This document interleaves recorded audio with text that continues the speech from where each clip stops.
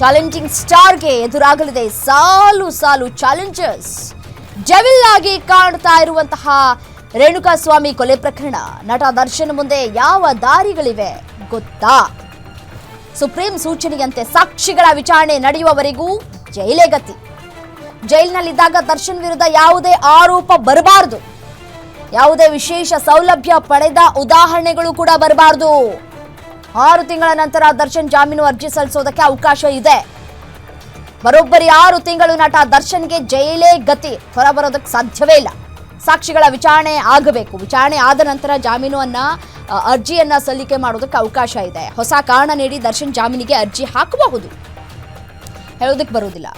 But ಆದ್ರೆ ಈ 6 ತಿಂಗಳುಗಳ ಕಾಲ ದರ್ಶನ್ ಯಾವ ರೀತಿಯಾಗಿ ವರ್ತಿಸ್ತಾರೆ ಜೈಲಿನಲ್ಲಿ ಅನ್ನೋದು ಬಹಳ ಪ್ರಾಮುಖ್ಯತೆಯನ್ನ ಪಡೆದುಕೊಳ್ಳುತ್ತೆ.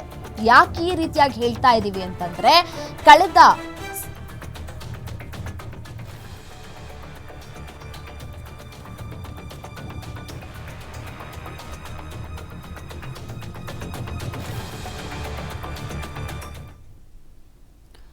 ಇದೇ ವಿಚಾರಕ್ಕೆ ಸಂಬಂಧಪಟ್ಟಂತೆ ನಮ್ಮ ಜೊತೆ ಮಾತನಾಡಲಿಕ್ಕೆ ಹೈಕೋರ್ಟ್ನ ವಕೀಲರು ನಟರಾಜ್ ಶರ್ಮಾ ದೂರವಾಣಿ ಸಂಪರ್ಕದಲ್ಲಿದ್ದಾರೆ. ಸರ್ ನಮಸ್ತೆ. ನಮಸ್ಕಾರ ಮೇಡಮ್. ಸರ್, ಈಗ ಇಮಿಡಿಯೇಟ್ ಆಗಿ ದರ್ಶನ್ ಅವರನ್ನ ಬಂಧಿಸಬೇಕು ಅಂತ ಹೇಳಿ ಕೋರ್ಟ್ ಹೇಳ್ತಾ ಇದೆ. ಈಗ ಅವ್ರಿಗೆ ಇನ್ ಕೇಸ್ ಅವ್ರೇನಾದ್ರೂ ಸರೆಂಡರ್ ಆಗಿಲ್ಲ ಅಂತಂದ್ರೆ ಸಮಯಾವಕಾಶವನ್ನ ಕೊಡುವಂತಹ ಸಾಧ್ಯತೆಗಳು ಕೂಡ ಇದೆಯಾ ಅಂತ ಹೇಳಿ? ಖಂಡಿತ ಇಲ್ಲ ಮೇಡಮ್, ಖಂಡಿತ ಇರಲ್ಲ. ಯಾಕಂದ್ರೆ ಇದು ದೇಶದ ಸರ್ವೋಚ್ಚ ನ್ಯಾಯಾಲಯ ಕೊಟ್ಟಿರ್ತಕ್ಕಂತ ಒಂದು ತೀರ್ಪು. ಇದರಲ್ಲಿ ಸಮಯಾವಕಾಶವನ್ನು ಕೊಡುವಂತ ಪ್ರಶ್ನೆಯೇ ಉದ್ಭವ ಆಗಲ್ಲ. ಇವತ್ತು ಗ್ರೀವಿಯಸ್ನೆಸ್, ಅದರದ ಒಂದು ಈ ಅಫೆನ್ಸಿನ ಗ್ರೀವಿಯಸ್ನೆಸ್ ಅನ್ನ ಇಟ್ಕೊಂಡು, ಗ್ರೌಂಡ್ ಅನ್ನು ಇಟ್ಕೊಂಡು ಇವತ್ತು ಸುಪ್ರೀಂ ಕೋರ್ಟ್ ಇದು ಕೊಟ್ಟಿರ್ತಕ್ಕಂಥ ತೀರ್ಪು. ಇದರಲ್ಲಿ ಯಾವ್ಯಾವ ರೀತಿಯಾದಂತ ಎವಿಡೆನ್ಸ್ಗಳಿದೆ ಮತ್ತು ಈ ಅಕ್ಯೂಸ್ಡ್ಗಳ ವರ್ತನೆ ಹೇಗಿತ್ತು, ಜೈಲು ಒಳಗೆ ಹೇಗಿತ್ತು, ಹೊರಗಡೆ ಹೇಗಿತ್ತು, ಇವರಿಗೆ ಯಾರ್ಯಾರು ಬೆಂಬಲವನ್ನ ಕೊಟ್ಟಿದ್ರು ಜೈಲೊಳಗೆ, ಇವೆಲ್ಲವನ್ನ ಗಣನೆಗೆ ತೆಗೆದುಕೊಂಡು ಇವತ್ತು ಸುಪ್ರೀಂ ಕೋರ್ಟ್ ತಮ್ಮ ವಿಸ್ತೃತವಾದ ಒಂದು ಆದೇಶವನ್ನ ನೀಡಿದೆ. ಆ ಕಾರಣದಿಂದ ಇವಾಗ ಹೇಳಿ. ಈಗ ನೋಡಿ, ದರ್ಶನ್ ಅವರು ಪರಪ್ಪನ ಅಗ್ರಹಾರ ಜೈಲಲ್ಲಿ ಇದ್ದಂತಹ ಸಂದರ್ಭದಲ್ಲಿ ಅವರು ನಡೆದುಕೊಂಡ ರೀತಿಯೇ ಈಗ ಅವರಿಗೆ ಮುಳುವಾಗಿದ್ಯಾ ಅಂತ ಹೇಳಿ ಸರ್? ಖಂಡಿತ ಮೇಡಮ್. ಅದು ಪ್ರತಿಯೊಬ್ಬರದು ಅಷ್ಟೇ. ಯಾವುದೇ ಒಬ್ಬ ಅಕ್ಯೂಸ್ಡ್ದು ಗುಡ್ ಬಿಹೇವಿಯರ್ ಏನಿದೆ, ಬ್ಯಾಡ್ ಬಿಹೇವಿಯರ್ನ ಕನ್ಸಿಡರ್ ಮಾಡ್ಕೊಳ್ಳೋದಕ್ಕಿಂತ ಹೆಚ್ಚಾಗಿ ಗುಡ್ ಬಿಹೇವಿಯರ್ ನ್ಯಾಯಾಲಯ ಯಾವತ್ತು ಪರಿಗಣನೆಗೆ ತೆಗೆದುಕೊಳ್ಳುತ್ತೆ. ಅವನು ಯಾವ ರೀತಿಯಲ್ಲಿ ಹೊರಗಡೆ ವರ್ತಿಸ್ತಾನೆ, ಯಾವ ರೀತಿಯಲ್ಲಿ ಅವನು ಬಿಹೇವ್ ಮಾಡ್ತಾನೆ ಅಕ್ಯೂಸ್ಡ್, ಅವನು ಇದನ್ನ ಕೂಡ ಕ್ಯಾರೆಕ್ಟರ್ನ ಕೂಡ ತೆಗೆದುಕೊಂಡೇ ಯಾವತ್ತು ಬೇಲು ಕೊಡೋದಕ್ಕೆ ಅದು ಒಂದು ಕೂಡ ಗ್ರೌಂಡ್ ಆಗಿದೆ. ಬಟ್ ಅನ್ಫಾರ್ಚುನೇಟ್ಲಿ ಈ ಕೇಸಲ್ಲಿ ಏನಾಗಿದೆ ಅಂದ್ರೆ, ಹೊರಗಡೆ ನಡೆದುಕೊಂಡಂತ ರೀತಿ ಮತ್ತು ಅವರು ಒಳಗಡೆ ಕೆಲವರ ಜೊತೆಯಲ್ಲಿ ಮಾತುಕತೆ ಮಾಡ್ತಾ ಇದ್ದು, ಅಲ್ಲಿನ ರೌಡಿ ಶೆಟರ್ಗಳ ಜೊತೆಯಲ್ಲಿ ಕುಳಿತುಕೊಂಡದ್ದು, ಮತ್ತೆ ಅಲ್ಲಿನ ವ್ಯವಸ್ಥೆಗಳು, ಅವರಿಗೆ ಪೊಲೀಸರು ಕೊಟ್ಟಂತ ಸೌಕರ್ಯಗಳು, ಇವೆಲ್ಲವೂ ಕೂಡ ಇವತ್ತು ಪ್ರಾಸಿಕ್ಯೂಷನ್ ಸುಪ್ರೀಂ ಕೋರ್ಟ್ ನ್ಯಾಯಾಲಯದ ಒಂದು ಇದಕ್ಕೆ ಗಮನಕ್ಕೆ ತಂದಿದೆ. ಆ ತಂದಿರೋ ಕಾರಣದಿಂದ ಇದು ಕ್ಲೀನ್ ಆಗಿ ಅವರಿಗೆ ಅರ್ಥಗೊಂಡು ಇವತ್ತು ಬೆಲ್ ಕ್ಯಾನ್ಸಲ್ ಮಾಡೋದ್ರಿಂದ ಇವತ್ತು ದರ್ಶನ್ಗಿರ್ತಕ್ಕಂಥ ಒಂದೇ ಒಂದು ಹಾದಿ ಅಂತಂದ್ರೆ, ಈ ಮಟ್ಟಿಗೆ ಇರ್ತಕ್ಕಂಥದ್ದು ಸರೆಂಡರ್ ಆಗೋದು. ಅದಾದ ನಂತರ ಅವರು ಒಳ್ಳೆ ಬಿಹೇವಿಯರ್ ಏನಾದ್ರು ಕಂಡು ಬಂದಲ್ಲಿ ಬೇರೆ ಗ್ರೌಂಡ್ಸ್ ಡೆವಲಪ್ ಆದಾಗ, ಬೇರೆ ರೀತಿಯಾದಂತ ಗ್ರೌಂಡ್ಸ್ ಡೆವಲಪ್ ಆಗುತ್ತೆ. ಕೇಸ್ ನಡೀತಾ ಇದ್ದಂಗೆ ವಿಟ್ನೆಸ್ ಇದಾಗಿರ್ಬೋದು, ಅಥವಾ ಸಮಯ ಮುಂದುವರೆದ ಬಹಳ ಲಾಂಗ್ ಡ್ಯೂರೇಷನ್ ಕೇಸ್ ತಗೊಳ್ಳುವಂತದ್ದಾಗಿರ್ಬೋದು, ಈ ರೀತಿ ಹಲವು ಗ್ರೌಂಡ್ಸ್ ಡೆವಲಪ್ ಆಗುತ್ತೆ. ಆ ಡಿಫೆಂಡ್ ಗ್ರೌಂಡ್ಸ್ ಮೇಲೆ ಬೇರೆ ಬೇಕಾದ್ರೆ ಅವ್ರು ಮತ್ತೆ ಬೇಲ್ ಅಪ್ಲಿಕೇಶನ್ ಅನ್ನ ಹಾಕೋಬಹುದು.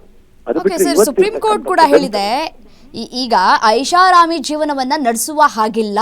ಈ ಒಳಗಡೆ ಇದ್ದಂತಹ ಸಂದರ್ಭದಲ್ಲಿ, ಜೈಲಿನಲ್ಲಿ ಇದ್ದಂತಹ ಸಂದರ್ಭದಲ್ಲಿ ಈ ತರ ಐಷಾರಾಮಿ ಜೀವನವನ್ನ ನಡೆಸುವಂತಿಲ್ಲ. ಯಾವುದೇ ರೀತಿಯಾದಂತಹ ಫೋಟೋಗಳು ಕೂಡ ರಿಲೀಸ್ ಆಗುವ ಹಾಗಿಲ್ಲ, ಆ ರೀತಿಯಾಗಿ ನಡ್ಕೊಳ್ಳುವ ಹಾಗಿಲ್ಲ ಅಂತ ಕೂಡ ಸುಪ್ರೀಂ ಕೋರ್ಟ್ ತಾಕೀತ್ ಮಾಡಿದೆ ಸರ್. Correct madam. ಇದು ನೋಡಿ, ಇದು ಬರೀ ಇವ್ರಿಗೆ ಸಂಬಂಧಪಟ್ಟಂತದ್ದಲ್ಲ. ಇದು ಜೈಲ್ ಮ್ಯಾನ್ಯುಯಲ್ ಅಲ್ಲೂ ಇದೆ.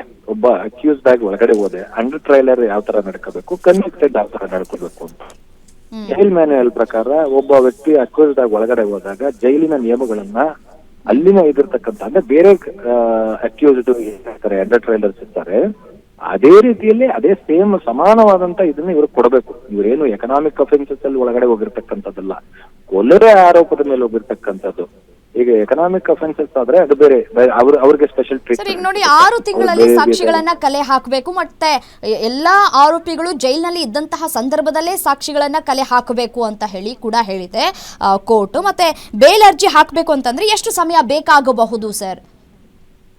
ಇದಕ್ಕೆ ಮಿನಿಮಮ್ ಈಗ ನೀವು 6 ತಿಂಗಳಾದ್ರೂ ಆಗ್ಲೇಬೇಕಾಗತ್ತೆ ಮೇಡಮ್. ಅದ್ರ ಮತ್ತೆ ನಾವು ಗ್ರೌಂಡ್ಸ್ ಕೊಟ್ಟು ಹಾಕ್ಬೋದು, ಬಟ್ ಆದ್ರೆ ಗ್ರೌಂಡ್ಸ್ ಕೊಟ್ಟು ಹಾಕಬೇಕಾದ್ರೆ ಕೂಡ ಆ ಗ್ರೌಂಡ್ಸ್ ಪ್ರಬಲವಾಗಿದೆಯಾ ಅನ್ನೋದು ಬಹಳ ಮುಖ್ಯವಾಗುತ್ತೆ. ಸೊ ಈ ಆದೇಶ ಏನಿದೆ ಅದು ಸುಪ್ರೀಂ ಕೋರ್ಟ್ ಕೊಟ್ಟಿರೋ ಕಾರಣದಿಂದ ಇಲ್ಲಿ ಲೋವರ್ ಕೋರ್ಟ್ಗಳಲ್ಲಿ ನಾವು ಬೇಲನ್ನ ಮೂವ್ ಮಾಡಕ್ ಹೋದಾಗ ಅದು ಯಾವ ಹಂತದಲ್ಲಿ ಕನ್ಸಿಡರ್ ಮಾಡುತ್ತೆ ಅನ್ನೋದು ಬಹಳ ದೊಡ್ಡ ಪ್ರಶ್ನೆ ಇವತ್ತು. ಅದರಿಂದ ಇವತ್ತು ಇವ್ರದ್ದು ನೀವ್ ಹೇಳ್ದಂಗೆ ಅವರು ಈ 6 ತಿಂಗಳೊಳಗೆ ಅವರು ಎಲ್ಲಾ ಸಾಕ್ಷ್ಯಗಳನ್ನು ಕಲೆ ಹಾಕಬೇಕು ಅಂತಿದ್ರೆ ಮಿನಿಮಮ್ 6 ತಿಂಗಳೇ ಇನ್ನು ಜೈಲಿಗೆ ಅವ್ರಿಗೆ ಸಾಧ್ಯ ಇರತಕ್ಕಂಥದ್ದು, ಇದನ್ನ ಬೇಲ್ ಅಪ್ಲಿಕೇಶನ್ ಹಾಕೊಳ್ಳಿಕ್ಕೆ ಸಾಧ್ಯ ಇರತಕ್ಕಂಥದ್ದು. ಅವಾಗಲೇ ಅವ್ರಿಗೆ ಡಿಫ್ರೆಂಟ್ ಗ್ರೌಂಡ್ಸ್ ಡೆವಲಪ್ ಆಗುವಂಥದ್ದು, ಅಂದ್ರೆ ಉಟ್ಕೊಳ್ಳುವಂಥದ್ದು. ಸೊ ಆ ಕಾರಣದಿಂದ ಆ ರೀತಿಯಾದಂತ ನಿರ್ದೇಶನ, ಯಾಕಂದ್ರೆ ನಾನು ಕಂಪ್ಲೀಟ್ ಆದಂತ ಸುಪ್ರೀಂ ಕೋರ್ಟ್ನ ಇದನ್ನ ಆದೇಶ ನಾನು ಓದದೇ ಇರೋ ಕಾರಣದಿಂದ ತಾವು ಹೇಳ್ತಾ ಇರೋ ಮಾಹಿತಿಯನ್ನ ಆಧರಿಸಿ ನಾನು ಹೇಳ್ಬೇಕು ಅಂತಂದ್ರೆ 6 ತಿಂಗಳ ಕಾಲ ಅಂತೂ ಅವ್ರಿಗೆ ಯಾವುದೇ ರೀತಿಯಾದಂತ ಚಾನ್ಸ್ ಇರಲ್ಲ ಮೇಡಮ್. ಓಕೆ ಸರ್, ಧನ್ಯವಾದ.